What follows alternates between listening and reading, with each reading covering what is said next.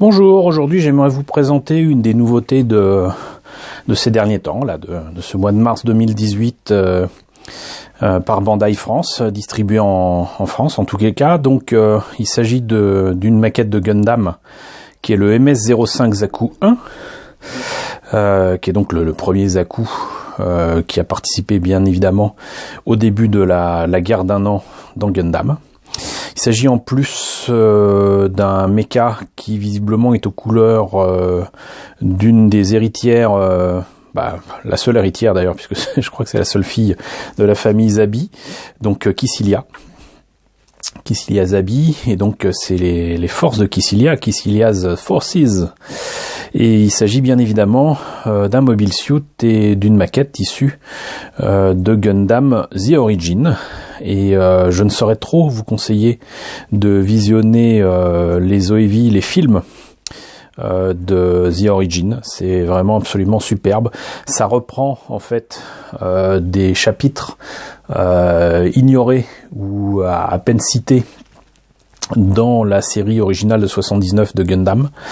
Ça reprend surtout ces fameux chapitres qui étaient dans un premier temps, si je me trompe pas, développés en roman et qui depuis maintenant, je dirais une bonne vingtaine d'années, sont développés en manga, donc Gundam The Origin, de Yoshikazu Yasuhiko. Et ce cher Yoshikazu Yasuhiko en plus est le chara designer original de la série, donc ça tombe bien.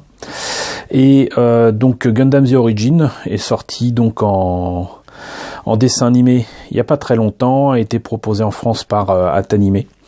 Donc si vous avez l'occasion de pouvoir les prendre, allez-y, c'est pas donné, mais franchement ça vaut le coup.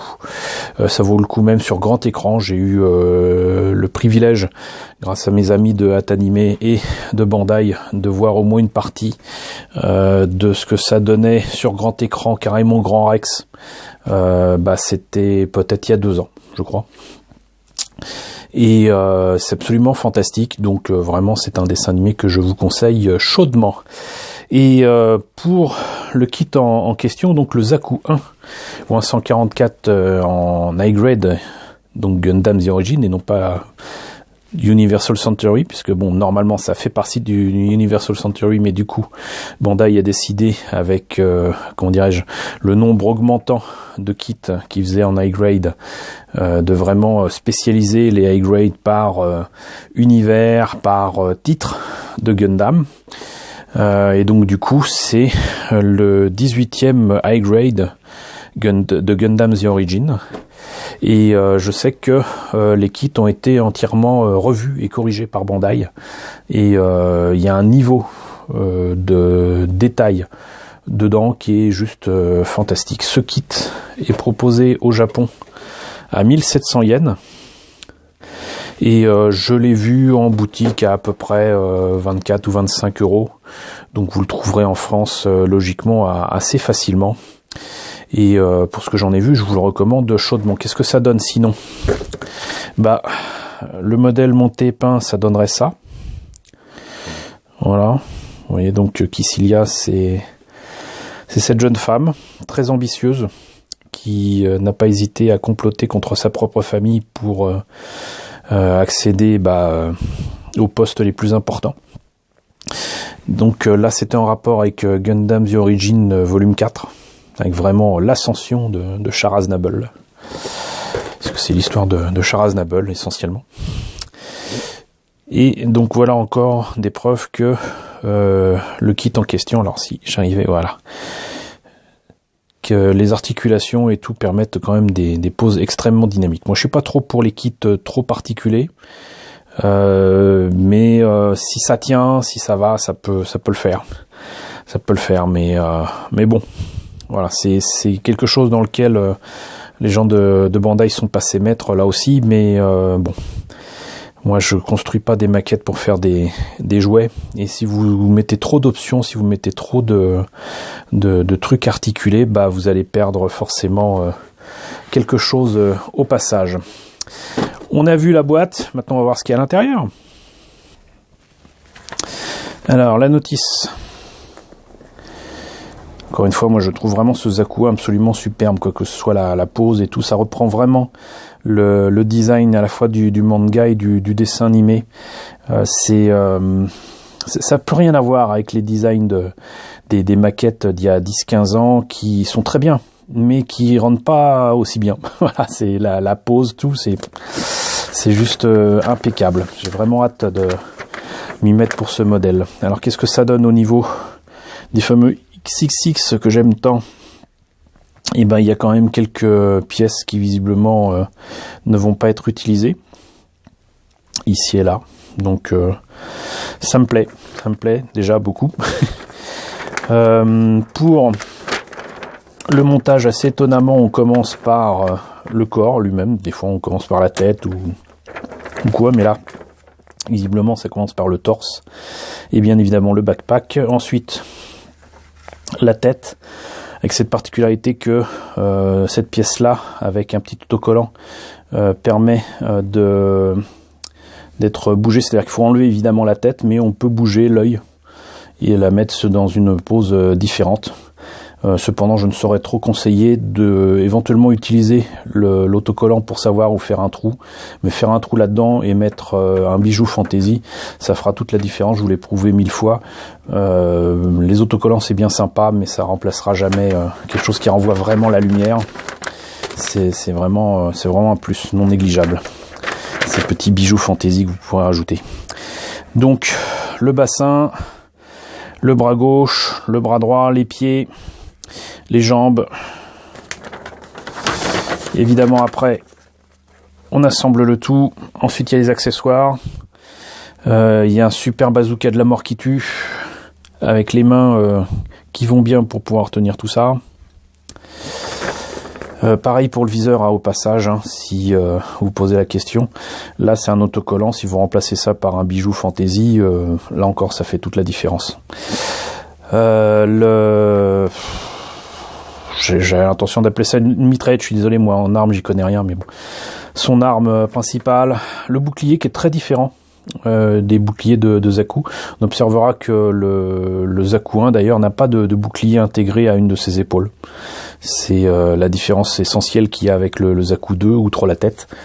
Et les espèces de câbles qu'il y a autour du bassin et de la tête qui sont inexistants sur le Zaku 1 et qui sont rajoutés sur le Zaku 2, peut-être pour ajouter de la puissance, je ne sais pas. Le Hit-Hawk qui a cette particularité d'être en deux versions, c'est-à-dire qu'il y a la version normale, et quand il la met en marche, il y a une espèce de lame d'énergie qui se développe sur la tranche, et donc du coup vous en avez deux livrés avec la maquette. Et comme tous les SGUC, vous avez le petit trou qui va bien dans le bassin pour pouvoir faire tenir ça sur un stand, sur une action base que je vous présenterai d'ailleurs dans pas très longtemps. Donc voilà pour ce Zaku 1. Et donc là vous avez quand même pas mal d'autocollants à rajouter. Ça mériterait par contre que j'achète la planche de décalco qu'ils n'ont certainement pas hésité à faire à part. Donc les pièces, comme je vous le disais, c'est quand même pas de la gnognotte, hein. Moi j'adore les mains comme ça, ça ajoute quand même franchement au réalisme. Ça n'a plus rien à voir avec les espèces de pseudo-jouets qui étaient vendus avant en maquette. Les mains ressemblaient à rien. Et donc là, c'est le Hit-Hawk dont je vous parlais. Donc la tranche est ici, la tranche n'est pas là, donc ça, il faut la peindre fatalement. Et ça, c'est le fameux bazooka de la mort qui tue. Le bien nommé. Donc l'arme dont je n'arrive jamais à me rappeler le nom. Les pieds, donc là ça me fait plaisir, c'est pas du tout comme les SGUC de Build Fighters ou d'autres. Vous n'avez pas de trous sur les côtés des pieds des Zaku, donc ça c'est cool. Le bouclier qui est dans un gris un peu différent. Un peu marron, c'est bizarre. Une autre grappe avec des articulations qui fait penser d'ailleurs à la même couleur que bouclier, mais pas vraiment. Les polycaps.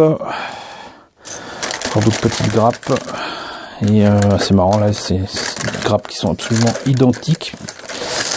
Et sinon vous voyez que le gris c'est la couleur de base de ce Zaku, mais c'est des gris aux nuances très différentes quoi. Celui-là c'est une espèce de gris foncé un peu marron, un peu métallisé même.